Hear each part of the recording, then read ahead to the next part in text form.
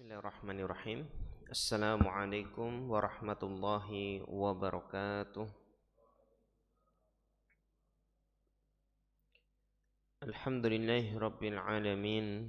Wabihi nasta'inu ala umurid dunya waddin. Wassalatu wassalamu ala ashrafil mursalin Nabiyyina Muhammadin wa ala alihi wa sahbihi ajma'in. Amma ba'd. Yang saya hormati segenap Dewan Takmir Masjid Gelora Indah Kota Purwokerto rahimakumullah. Kemudian yang saya hormati pula para hadirin, bapak-bapak, ibu-ibu, serta yang berbahagia, saudara dan saudari serta adik-adik sekalian rahimakumullah. Marilah kita panjatkan rasa syukur kita kepada Allah Tabaraka wa Ta'ala yang telah melimpahkan kepada kita semuanya taufik, kesehatan dan juga kesempatan, sehingga pada malam hari ini kita dimudahkan oleh Allah Subhanahu wa Ta'ala bisa menghadiri pengajian rutin setiap ba'da maghrib. Mudah-mudahan Allah Subhanahu wa Ta'ala senantiasa memberkahi langkah kita dan juga menjadikan ilmu yang kita pelajari menjadi ilmu yang bermanfaat. Allahumma amin. Kaum muslimin sekalian rahimani wa rahimakumullah, insyaallah pada malam hari ini kita akan kembali melanjutkan pembahasan kitab Bulughul Maram yang ditulis oleh Imam Al-Hafidh Ibnu Hajar Al-Asqalani rahimahullahu ta'ala, yang mana kita telah sampai pada bagian Kitabul Jami' di bab At-Tarhib min Masawi'il Akhlaq, atau yang bisa diterjemahkan dengan peringatan atau wanti-wanti dari akhlak-akhlak yang buruk.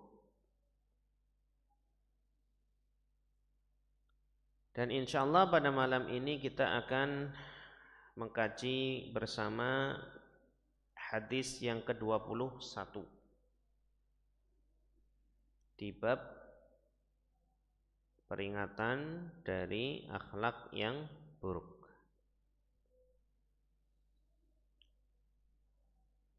Dan kalau kita bisa sampaikan temanya begitu ya, hadis ini berbicara tentang larangan membahayakan dan mempersulit orang lain. Ya, larangan dari membahayakan dan mempersulit orang lain. Bagaimana hadisnya? Bismillahirrahmanirrahim. Qala al-mu'allif rahimahullahu ta'ala an Abi Sirmata radhiyallahu anhu qala qala Rasulullah sallallahu alaihi wasallam. Dari Abu Sirmah radhiyallahu anhu, beliau mengatakan bahwasanya Rasulullah sallallahu alaihi wasallam bersabda, man darra musliman darrahullah, barang siapa yang memberi kemadorotan, memberi bahaya kepada orang lain, kepada muslim yang lain, maka Allah akan memberi kemadorotan kepadanya.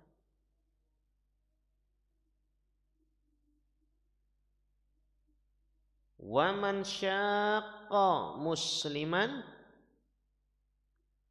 syaqqallahu alaihi, dan barang siapa menyusahkan, menyulitkan muslim yang lain, maka Allah Ta'ala akan menyulitkan urusannya.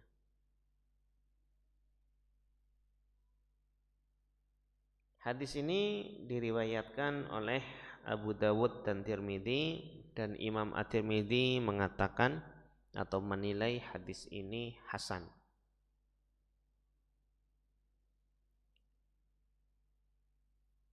Tadi secara garis besar kandungan hadisnya bisa dipahami. Jadi ada dua hal ya, yaitu memberi bahaya atau membahayakan dan juga mempersulit. Nah, polanya sama. Itu barang siapa membahayakan, memberi madorot kepada orang lain, maka Allah akan memberi madorot kepadanya. Terus yang kedua, barang siapa yang mempersulit, menyusahkan, memberatkan orang lain, ya, maka Allah Ta'ala akan mempersulit, menyusahkan, ya, memberatkan orang tersebut. Baik, kaum muslimin sekalian rahimani wa rahimakumullah. Maka bisa kita simpulkan, ya, sebenarnya hadis yang mulia ini menjelaskan kepada kita tentang larangan perbuatan yang bisa membahayakan atau mempersulit orang lain.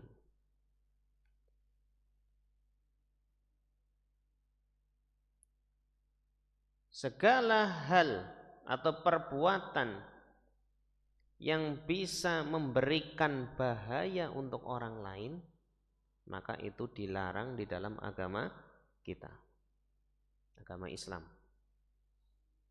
Begitu pula semua perbuatan atau perkara yang bisa membuat, ya, sulit, susah, repot orang lain, ya, maka ini juga tidak diperbolehkan di dalam agama kita.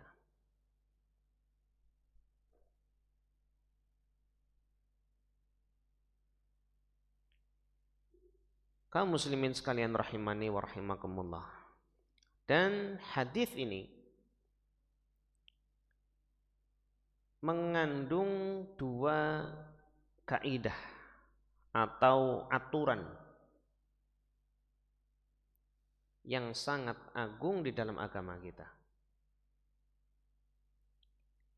Jadi dari hadis ini kita bisa mengambil dua kaidah penting, ya, dua aturan penting di dalam agama kita, yang kalau kita terapkan dalam kehidupan sehari-hari, ya, ini Masya Allah, kita akan menjadi, ya, pribadi muslim yang baik.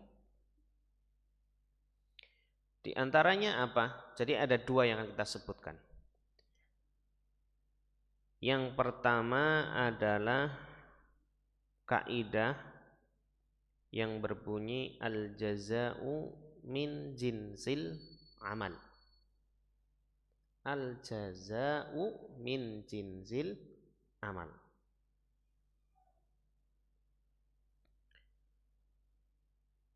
Yang bisa diterjemahkan dengan apa? Balasan itu sesuai dengan perbuatan. Al-jaza'u min jinsil amal.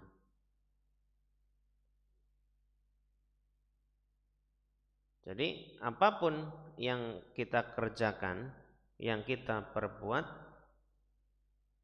ini bisa atau mendatangkan balasan dari Allah Subhanahu wa taala. Pasti akan dibalas. Kemudian kaidah yang kedua,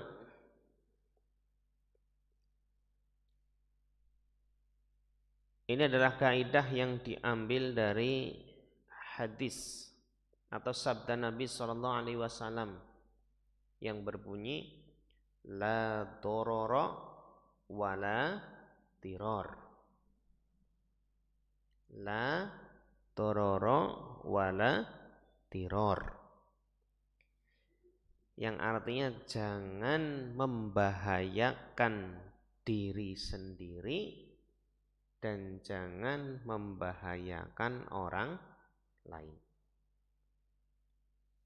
Ya, jadi dari hadis ini kita akan mengambil faidah ya dengan apa? Dua kaidah tadi. Baik. Yang pertama tadi kaidah yang berbunyi apa? Al jaza'u min jinsil amal. Balasan itu sesuai dengan perbuatan. Dan ini konsep yang ada di dalam agama kita. Barang siapa yang mengerjakan kebaikan, maka dia akan mendapatkan balasan yang baik dari Allah Subhanahu wa taala. Begitu pula sebaliknya, barang siapa yang melakukan perbuatan yang buruk, pasti Allah juga akan memberikan balasan yang buruk.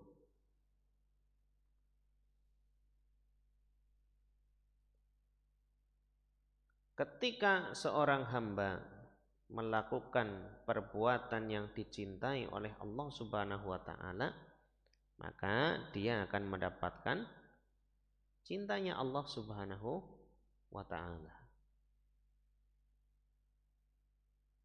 Banyak sekali ya dalil-dalil yang menyebutkan tentang konsep ini. Artinya siapa yang berbuat baik akan mendapatkan kebaikan pula. Ya.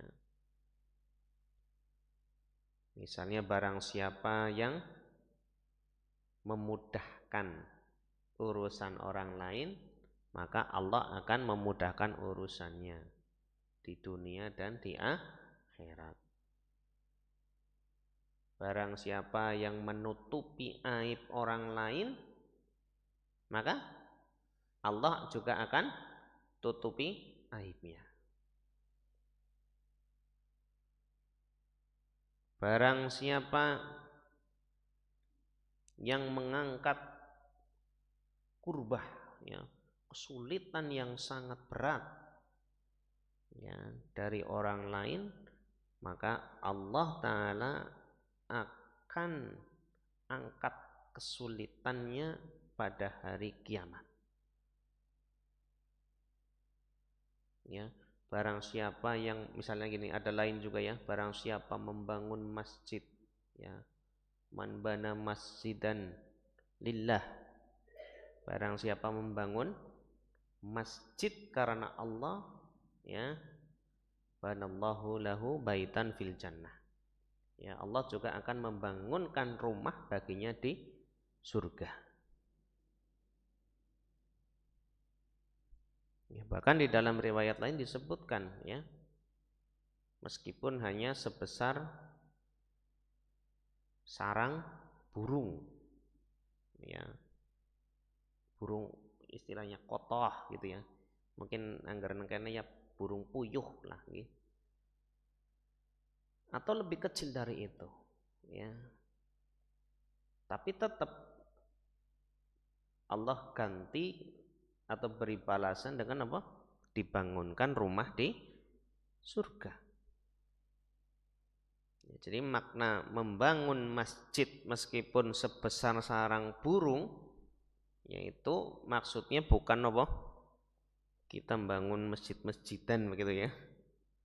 Bukan, ya, tapi sebesar apapun sumbangsih kita kepada pembangunan masjid, itu akan mendapatkan balasan ya berupa rumah di surga.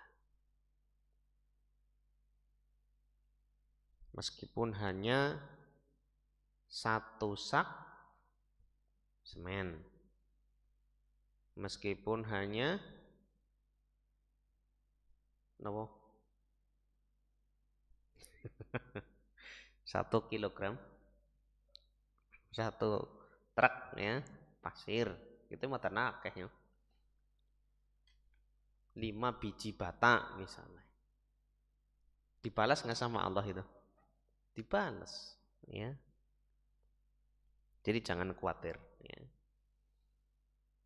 Jadi nggak usah apa istilahnya kayak apa pesimis gitu ya, lah jangan mung 5 bata tok kayane ora oleh pahala orang atau keutamaannya kecil. Jangan salah ya. Meskipun sumbangsihnya terhadap pembangunan masjid itu sangat kecil, tetap Allah janjikan ya dibangunkan rumah di surga.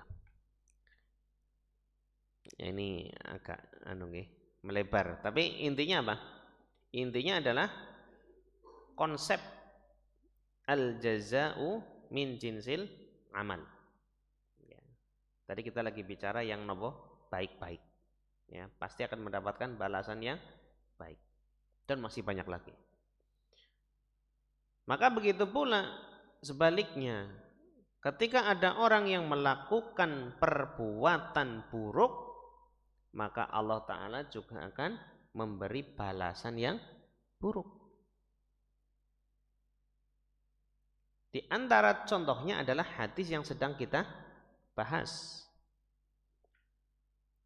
Hadis ini ya dengan jelas sekali menyebutkan konsep al-jaza min jinsil amal. Karena barang siapa yang membuat atau memberikan bahaya kepada orang lain, Allah akan memberinya bahaya.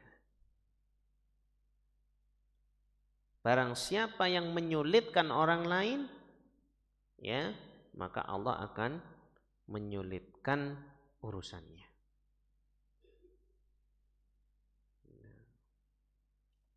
Maka ketika seorang hamba memahami, ya, merenungi betul-betul bahwasanya di dalam agama kita ada konsep ini ya, al-jaza min jinsil amal. Ketika kita tahu bahwasanya semua perbuatan yang kita lakukan pasti akan mendapatkan balasan, maka ini akan membuat seorang hamba lebih berhati-hati dalam berbuat. Kan begitu nggih? Karena dia tahu pasti ya apa yang akan aku lakukan ini dibalas oleh Allah Subhanahu wa ta'ala. Ini kalau diterapkan ya dalam kehidupan sehari-hari, Masya Allah. Dan mungkin sedikit melebar lagi. Ada istilah dalam mungkin sering terdengar di masyarakat ya, yang agak mirip-mirip mungkin ya. Itu istilahnya karma nggih? Pernah dengar nggih? Karma ya. Bukan yang buat buka puasa itu, bukan. Itu kurma ya. Ya, kalau karma itu apa? Oke, kenang karma kata niku. Biasanya nopo? Kelihatannya sekilas mirip ya. Sekilas nopo? Mirip. Oke, ngertes ngelakoni perbuatan sing ala ya bakal cilaka, kan begitu nggih biasanya nggih. Karma itu. Maka tentunya berbeda ya konsep al-jaza min jinsil amal dengan karma. Ya. Kalau karma yang saya pahami begitu ya, dan sempat baca-baca juga, karma ini ya semacam kayak hubungan sebab akibat saja. Jadi misalnya melakukan perbuatan A, ya pasti nanti B, begitu ya. Melakukan C, nanti bakal D. Atau yang lebih jauh lagi, ya karma itu ternyata adalah keyakinan agama lain. Ya. Dan karma itu berpengaruh atau erat kaitannya dengan yang namanya reinkarnasi. Tahu reinkarnasi, Mas? Pernah dengar nggak? Pernah ya? Jadi ini salah ya, ini yang salah ya. Reinkarnasi itu apa? Kehidupan yang apa? Jadi hidup, mati, terus hidup lagi, begitu lagi gampangannya. Nah ini yang namanya reinkarnasi, hidup kembali. Nah yang namanya karma itu adalah apa? Hasil yang akan didapatkan pada reinkarnasi. Jadi misalnya selama hidup yang pertama, misalnya baik, ya nanti hasil reinkarnasi ini dia akan bernasib baik. Kalau selama kehidupan yang pertama jelek, nanti reinkarnasinya apa? Jelek. Ini keyakinan yang salah, nih. Karena tentu reinkarnasi tidak ada di dalam agama Islam, nggak ada. Ya sudah, apa? Meninggal, ya maka nanti tinggal kehidupan di alam barzakh dan hari kiamat. Udah nggak ada hidup lagi, nggak ada. Ya.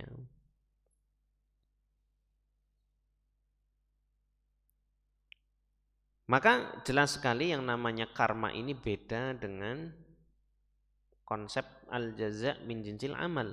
Ya, karena al-jaza' min jinsil amal ini dinisbatkan kepada Allah Subhanahu wa taala. Kan begitu. Jadi ada orang melakukan apa, nanti akan diberi balasan oleh Allah Subhanahu wa taala.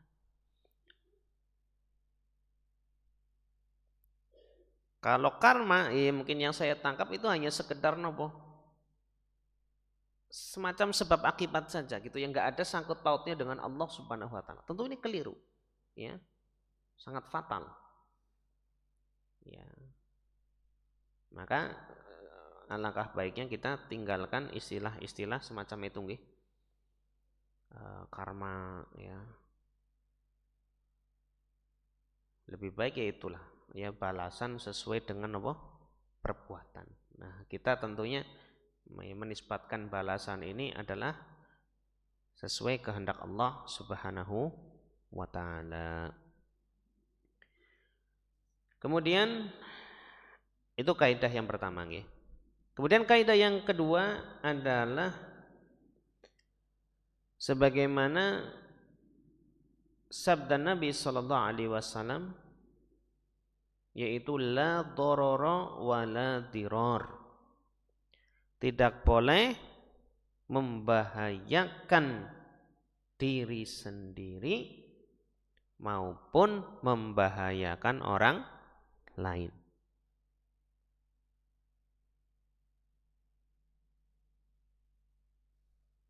Membahayakan diri sendiri saja tidak boleh, apalagi orang lain. Dan ini sangat pas ya dengan hadis yang sedang kita bahas. Ya, karena tadi ada larangan nopo membahayakan orang lain.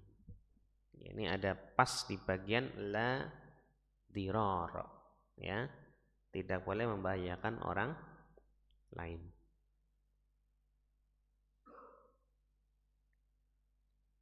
Dan adanya kaidah ini, kaum muslimin sekalian rahimani wa rahimakumullah, sangat selaras dengan agama kita. yang mana agama kita itu sangat menjaga keberlangsungan hidup seorang hamba. Makanya ada 5 perkara ya yang doruri ya, yang sangat urgent untuk diperhatikan, untuk selalu dijaga. Tidak boleh diganggu, dirusak, ya, dihilangkan. Apa 5 perkara itu? Ya, yang pertama adalah ad-din, agama. Ya, jadi kita harus menjaga agama, ya, diri sendiri maupun orang lain. Kemudian yang kedua adalah an-nafs, jiwa. Ya, ini juga harus dijaga, baik jiwanya kita maupun jiwanya orang lain. Nggak boleh nggak boleh ditumpahkan, dihilangkan nyawanya, nggak boleh. Nah, yang ketiga al-mal, harta. Ya, harus dijaga. Hartanya siapa yang harus dijaga? Ya kita, dan juga hartanya orang lain. Kemudian ya al-irdu, kehormatan. Ya, kehormatan. Berarti kehormatan diri kita dan juga kehormatan orang lain harus dijaga. Dan yang kelima adalah al-aql, akal. Harus dijaga juga, nggak boleh dirusak. Atau ada lagi yang menyebutkan ya an-nasl, ya kayak nasab begitu ya, keturunan, itu juga harus dijaga. Nah, berkaitan dengan hadis yang sedang kita bahas, ya berarti kita fokus kita langsung saja ke ini nggih. Tidak boleh memberikan bahaya kepada orang lain. Dalam perkara apa? Perkara apa saja, ya. Apalagi pada 5 perkara tadi, ya, 5 perkara doruri, ya, yang sangat urgent harus dijaga. Ya. Yang tadi masalah pertama adalah agama. Ya, maka kita tidak boleh membuat ya madorot kepada agama orang lain. Nah, ini maksudnya agama Islam. Jadi kita nggak boleh melakukan perkara-perkara yang bisa membuat agama seseorang, ya seorang muslim, rusak, bahkan hilang. Ya, maksudnya murtad begitu ya. Ini nggak boleh. Contohnya perkara apa saja yang bisa merusak agama seseorang? Ya mungkin kita menyebarkan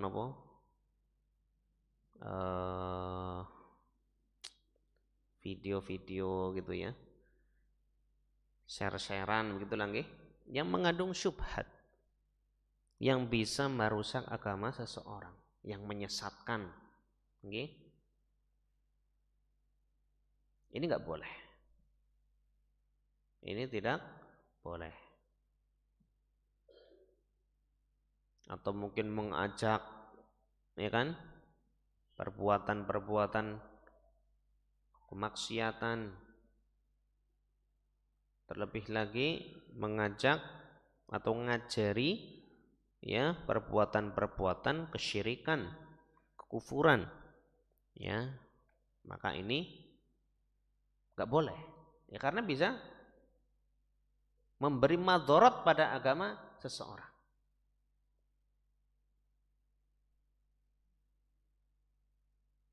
Itu contohnya. Kemudian apalagi yang kedua yang harus dijaga? An-nafs, ya, jiwa. Maka kita nggak boleh, ya, membahayakan jiwa orang lain. Ini kita konteksnya karena lagi hadis ini ya, karena nggak boleh memberi bahaya orang lain. Tapi sejatinya diri sendiri juga nggak boleh begitu ya. Cuma karena kita pembahasannya lagi kepada orang lain, kita batasi itu saja. Maka kita nggak boleh melakukan perbuatan-perbuatan yang bisa membahayakan keselamatan orang lain. Contohnya apa Pak? Perbuatan yang bisa membahayakan keselamatan orang lain. Coba apa Mas? Yang bisa membahayakan orang lain apa?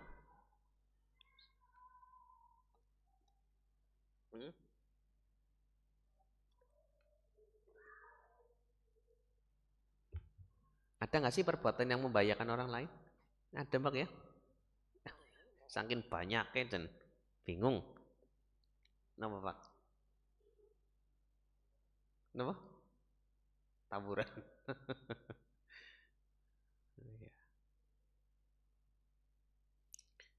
Ya misalnya secara umum lah ya, misalnya memukul, ya, melukai, membunuh, meracuni, ya, dan banyak ya. Mungkin hal-hal yang sederhana yang mungkin terjadi di kehidupan kita ya. Mungkin naik motor ugal-ugalan, begitu nggih? Membahayakan apa mboten? Membahayakan. Lampu merah terabas baik. Kelihatannya sederhana ya. Tapi itu bisa membahayakan orang lain.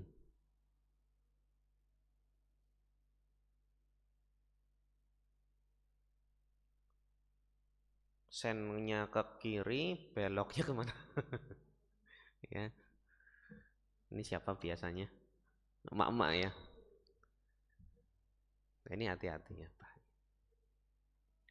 Atau misalnya ya, misalnya nih, saya coba pakai contoh yang ringan-ringan. Ini olahraga biasanya ya, kayak sepak bola, begitu ya.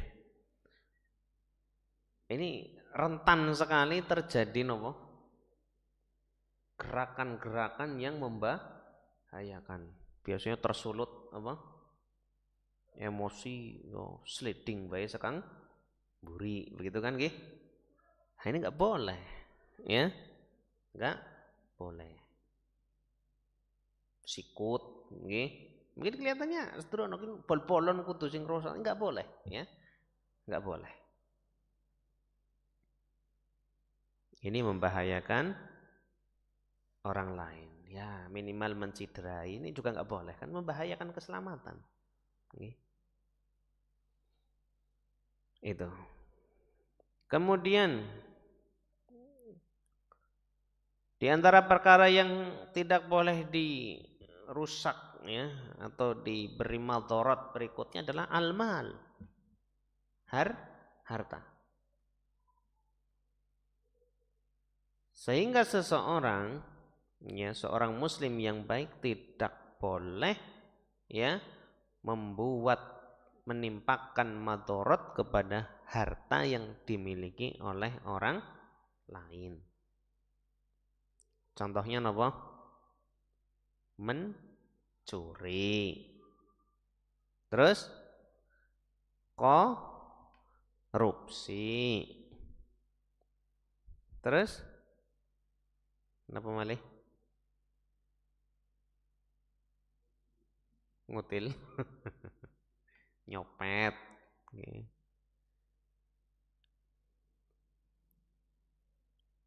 Terus misal dalam masalah transaksi ya, dalam masalah transaksi. Kalau itu kan langsung ya jelas ya. Kalau mencuri, korupsi ini benar-benar ngambil ya harta orang lain. Mungkin yang agak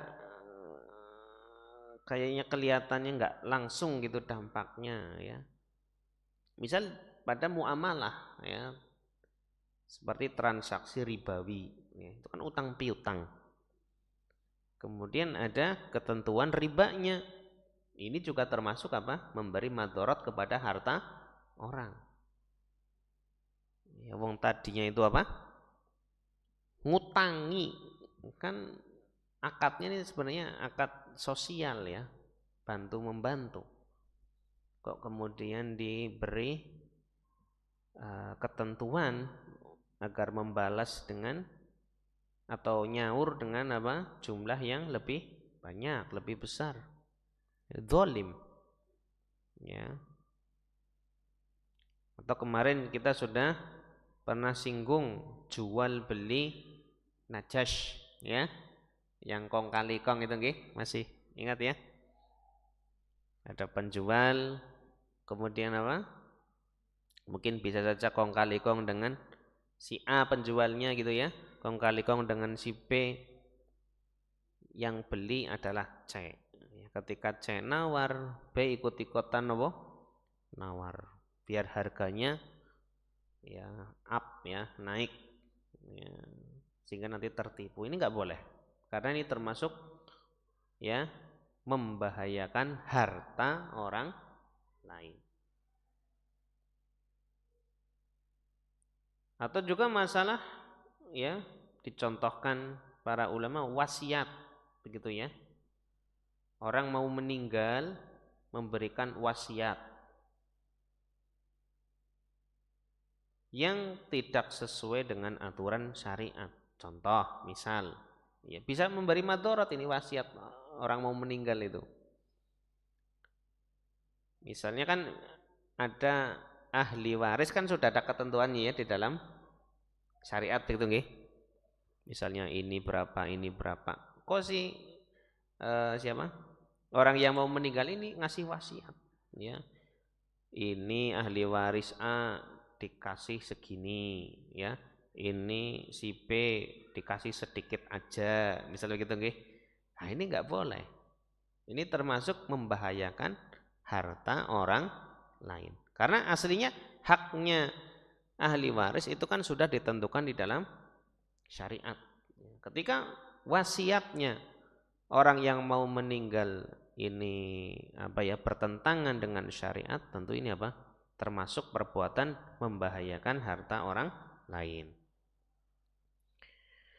Atau al-irdu dalam masalah kehormatan, ya nggak boleh merusak ya kehormatan orang lain. Dengan cara apa misalnya? Nah, ya, dengan cara menyebarkan kedustaan, ghibah, ya, dan macam-macam. Kemudian ada juga dalam masalah akal, ya. Akal ini adalah sesuatu yang perlu dijaga juga. Maka enggak boleh melakukan perbuatan yang bisa merusak akal orang lain. Apa biasanya? Diberi ya semacam obat-obatan begitu ya, obat-obatan terlarang, narkoba ya, dicekoki minuman keras biar rusak akalnya. Nah, ini enggak boleh. Atau juga ya ada yang menyebutkan termasuk perkara yang harus dijaga adalah ya nasab, ya keturunan. Maka nuwun sewu ya, ini mungkin agak ini. Seseorang tidak boleh melakukan perzinaan, ya menzinai orang lain, karena nanti akan merusak nasab. Dan masih banyak ya perkara-perkara lain, ya ini hanya sekedar contoh saja. Ya, tapi intinya apa? Kita tidak diperbolehkan melakukan kemadorotan kepada orang lain. Ya. Baik itu secara langsung maupun secara tidak langsung. Ya mungkin kita melakukan perbuatan yang menurut kita baik, tapi ternyata efeknya jelek. Ya, contoh sederhana misalnya bakar-bakaran apa sampah begitu ya. Menurut kita, ya ini kan cuma bakar sampah, tapi ternyata kan asapnya apa masuk ke tetangga, ya. Di dalamnya ada anak kecil, bayi, ini memberi madarat, ya. Gimana kalau itu dilakukan setiap hari, setiap sore, ya? Ini berbahaya tentunya, ya.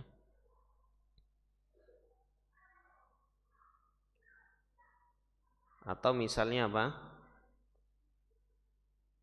Mungkin ya kalau kehidupan bertetangga mungkin pasang talang gitu ya. Atau ada hal-hal yang mengganggu. Ya mungkin talang aja lah contohnya, talang atau seng yang salah posisi gitu ya. Ternyata kucuran airnya ya merembes ke mana? Tembok tetangga. Ini menurut kita biasalah, tapi ini sebenarnya membahayakan. Maka ini tidak boleh. Dan tentunya masih banyak sekali contoh-contoh ya, tidak bisa disebutkan satu-satu ya. Ini yang saya ingat saja, ya saya kepikiran saja. Mudah-mudahan cukup mewakili ya.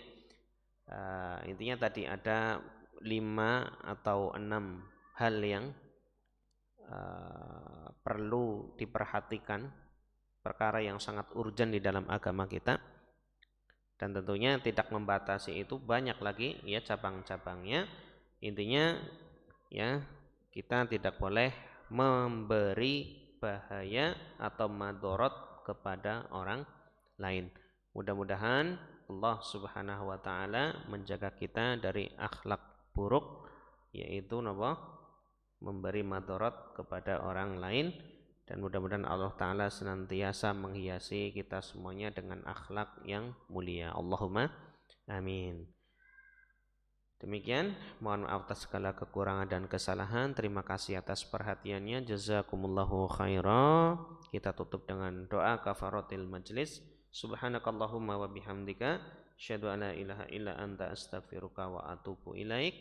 Wassalamualaikum warahmatullahi wabarakatuh.